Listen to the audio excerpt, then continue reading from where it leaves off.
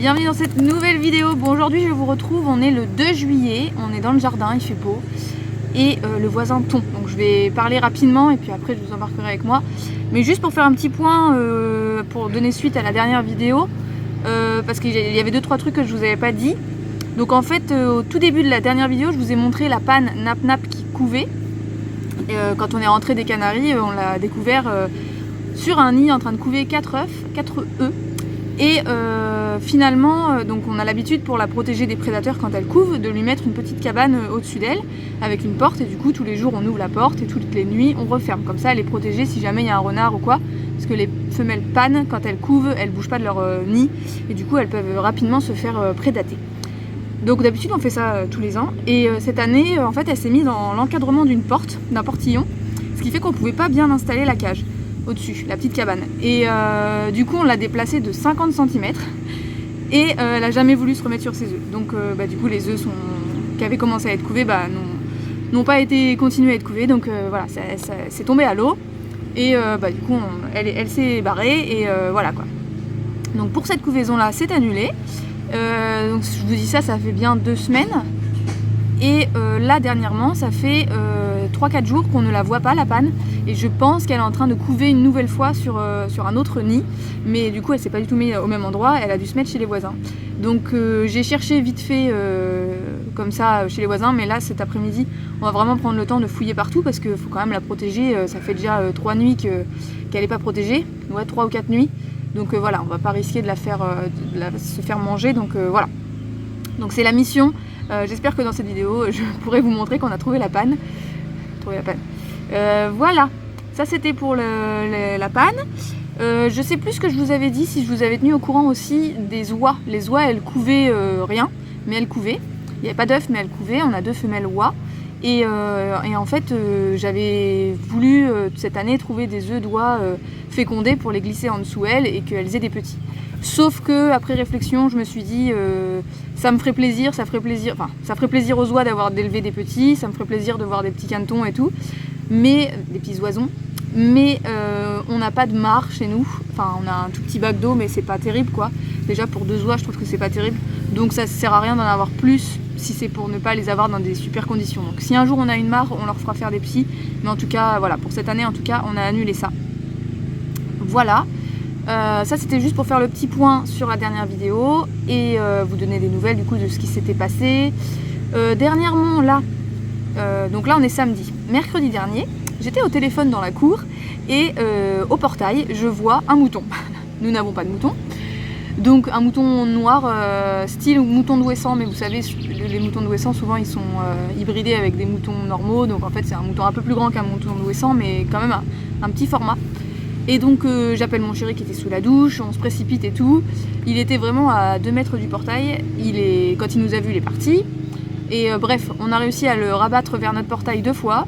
Les 2 fois il était vraiment à 1 mètre de rentrer dans notre cour, mais les 2 fois il nous a échappé et il est parti en courant. Il est même parti sur la route, qui est assez dangereuse, et après il est parti dans la forêt. Et donc là ça fait 2 fois qu'il y a des gens qui sont sur la route, qui passent en voiture ou à pied, et qui viennent chez nous pour nous dire vous avez perdu un mouton. Parce que de loin les chèvres angora, les gens pensent que c'est des moutons et donc ils se disent voilà. Et en fait pas du tout, mais du coup ça nous embête le pauvre qui soit perdu quoi. Et donc hier soir, en plus on avait des amis qui étaient là à la maison, il y a une dame qui vient, qui promenait son chien et qui nous dit vous avez sûrement perdu un mouton. Donc on lui explique que non, mais qu'on va essayer quand même de le rabattre. Et finalement ça s'est super bien passé, on a réussi à le rabattre. Alors il n'est pas passé par le portail où on voulait, il a sauté la clôture, il est rentré dans l'enclos. Mais voilà, donc du coup là aujourd'hui on a un mouton qu'on a provisoirement pour la nuit renfermé dans une petite thé à cochon, là, on appelle des thés à cochon, mais en fait c'est un petit bout de bâtiment en dur où on rentre les oies d'habitude. Donc il a dormi à la place des oies, mais c'est dans l'obscurité, c'est tout petit, voilà, c'est pas terrible. Donc on s'était dit qu'on allait appeler la mairie pour les prévenir quoi, parce que on n'a pas prévu d'avoir un mouton.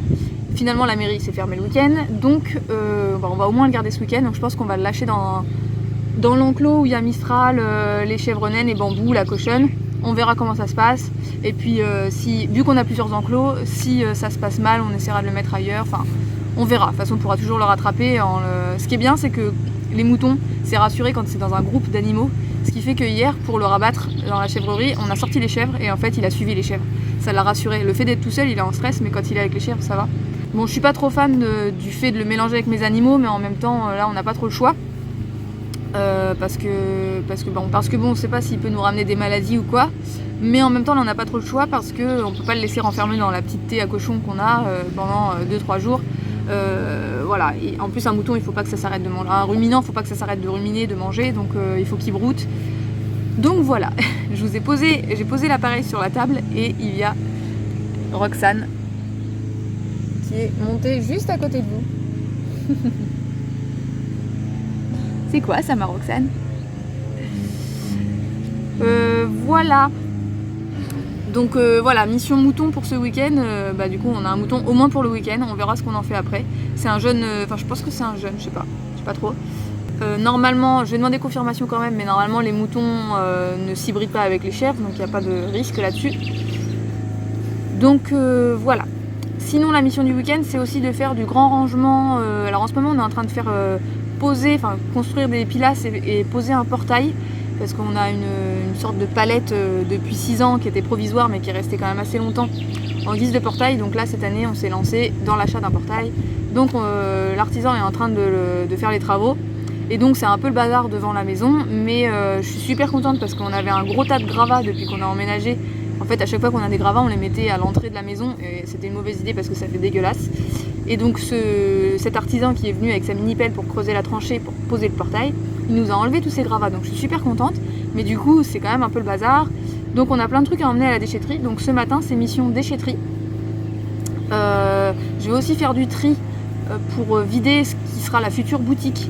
C'est un endroit où on met tous les trucs qu'on veut donner à Emmaüs et tout ça.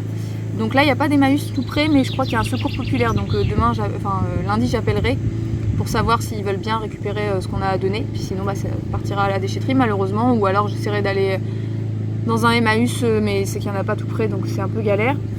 Et ça m'embête de jeter, franchement, je déteste jeter. Donc, voilà. Mais donc voilà, aujourd'hui, mission déchetterie, tri et rangement.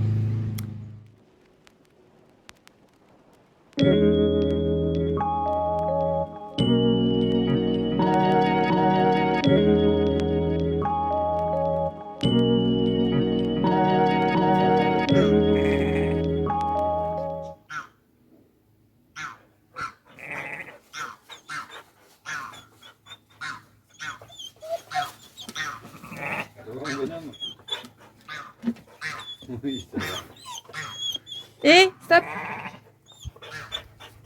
Il est plus attiré par les chèvres. Les filles, elles sont intéressées. Regardez mon beau petit paysan.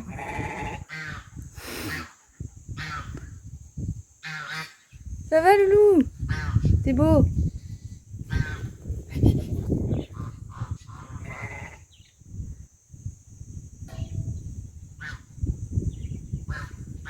Bambou! Alors les autres, ils sont tout là-haut. Ils s'en foutent complètement. Allez, viens!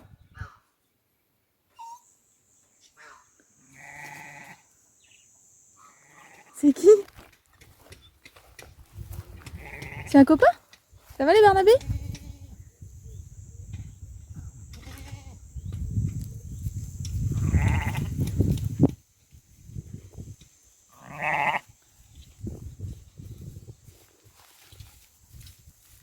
Bon bah voilà, vous avez vu la mise en contact du mouton avec tout le monde. Alors on l'a mis dans l'enclos avec Mistral et les chèvres naines et la cochonne, tout le monde s'en fout. Par contre lui il est intéressé par les chèvres angora, mais on n'a pas osé le mettre avec. Mais bon, tout le monde s'intéresse. Bon, on verra comment ça évolue, puis on s'adaptera en fonction de comment ils sont quoi. Là mon chéri est dans la volière des pigeons. Parce que on va mettre, vous savez dans nos lapins on a Roger et Pilouille, la femelle. Et du coup ils sont en contact depuis quasiment depuis un mois, depuis le 5 juin. Ce qui fait que la femelle elle pourrait potentiellement mettre bas bientôt, si jamais elle a été fécondée. Donc il faut les séparer avant que la femelle mette bas. Donc dans le doute on va les séparer. Et donc on va mettre Roger dans la volière des pigeons. Et la femelle on va la laisser tranquille, comme ça elle aura sa cabane pour mettre bas si elle a besoin. Voilà, donc là mon chéri est dans la volière en train de vérifier qu'il n'y ait pas des trous pour qu'il s'échappe. Normalement il n'y en a pas, mais comme des fois il y a des rats qui arrivent à passer, on se dit qu'un lapin pourrait continuer à creuser pour passer. Et on espère que si jamais il y a encore des rats, le lapin les chasse. On espère, on verra bien. C'est pareil, on verra bien comment ça évolue. Voilà. Et puis moi ce que j'aimerais, c'est qu'on réussisse à boucher les petits trous de la volière en hauteur pour qu'on puisse lâcher les perruches. Parce que là ça fait vraiment trop longtemps qu'elles sont dans la cage et c'est nul quoi. Donc là la cage est dans la volière. Mais voilà, j'aimerais leur ouvrir la porte. Il y a juste un petit truc au niveau de la porte qui a du jour, mais il va falloir qu'on réussisse à trouver. Je sais pas comment on va faire. Là, c'est la porte de la volière. Et en fait, ici, on va pas se rendre compte en vidéo, mais ici, un oiseau pourrait passer. Enfin, après, faut forcer, non? Faut forcer, ils ont de la place pour aller ailleurs, quoi. Mais bon, vous voyez, ici, là, ça peut passer. Donc, soit on rajoute un truc pour fermer bien correctement. Mais là, je sais pas. Bon, on va trouver. Mais ce week-end, un des objectifs, c'est de lâcher les perruches. Pendant que je vous tiens, grande nouvelle, aujourd'hui, on a lâché Tao, le chat. C'est la première fois qu'il a accès à dehors. Moi, j'avais un peu peur de son comportement avec les oiseaux, les poules, tout ça. Et les lapins. Et en fait, il s'en fout complètement. Donc c'est cool. On l'a laissé la porte de la maison ouverte, comme ça, s'il veut rentrer, il rentre. Et franchement, ça se passe super bien. Donc c'est cool. Bon, allez, je vais aider mon chéri à attraper Roger et on va le mettre dans la volière. Tu vas être bien là? En célibataire? Il y a plein de trucs à manger. Ah bah nickel. Je sais pas s'il va les manger. Il y a plein de marguerites dans la volière. C'est trop joli. Tous les ans.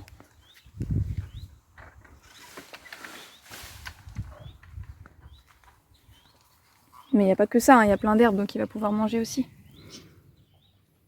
C'est Roger. Il va être bien là mon titi. Ah si, il mange la marguerite. Ça va mon Roger? Ah ouais, t'es content? Ah ça y est, les chèvres et bambous ont entendu le mouton. Qu'est-ce qu'il y a les filles? Il y a un nouveau copain? Vous l'avez vu le nouveau copain? Oh Bambo elle est pas contente, hein. Elle était tranquille avant. Hein. Oui oui. Tu l'as vu le nouveau copain? Hein ma chérie? Il est tout là-haut. Il appelle le pauvre. Bon moi j'espère juste qu'il va pas sauter dans le grillage. Normalement il n'y a pas de raison. Ah il vient de voir Mistral. Mistral il est dans l'arbre. Enfin il est dans l'arbre. Il est là-bas.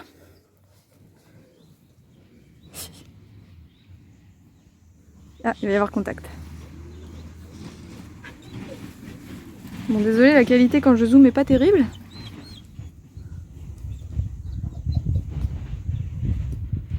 Ouh là là. Oh ça lui fait peur. Ça va Mistral? Ça va mon pépère, n'aie pas peur, n'aie pas peur. Bah oui mon titi. Ça va loulou? Ça va mon Mistral? Il est tout petit? Bah oui il est tout petit.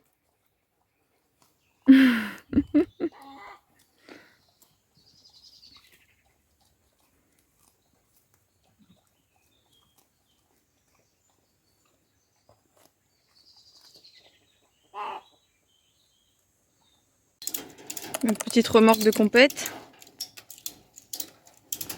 Notre ancien portail. Coucou. Ouf. Coucou. Bon, je viens vous prendre pour vous montrer un petit peu parce qu'en fait, je ne pense pas à vous prendre avant pour vous montrer l'état des dégâts. Et je pense à vous prendre une fois que j'ai travaillé pour vous montrer, mais du coup c'est quand même sympa de voir l'avant et après. Alors mon chéri est en train de tondre, on est l'après-midi là. Moi j'ai nettoyé cette zone alors que je vous montre. Donc je vous disais qu'on est en travaux en ce moment parce qu'on fait poser le portail, donc voilà, les nouvelles pilasses qui sont toutes jolies. Et puis ici, eh bien, donc l'entrée de la chèvrerie est d'ici, la nurserie est là. Il reste encore toutes ces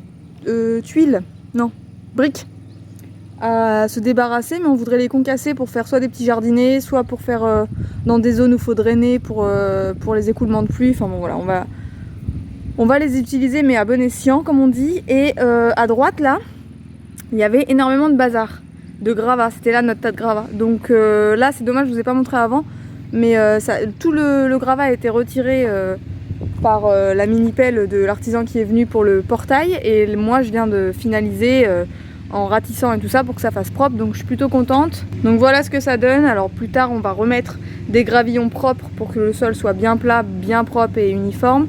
Et puis moi dans l'idéal j'aimerais bien faire un petit toit, peut-être même une petite porte là pour aller dans la cour, comme ça quand les gens viendront visiter la chèvrerie, en fait il y aura, alors que je prenne du recul,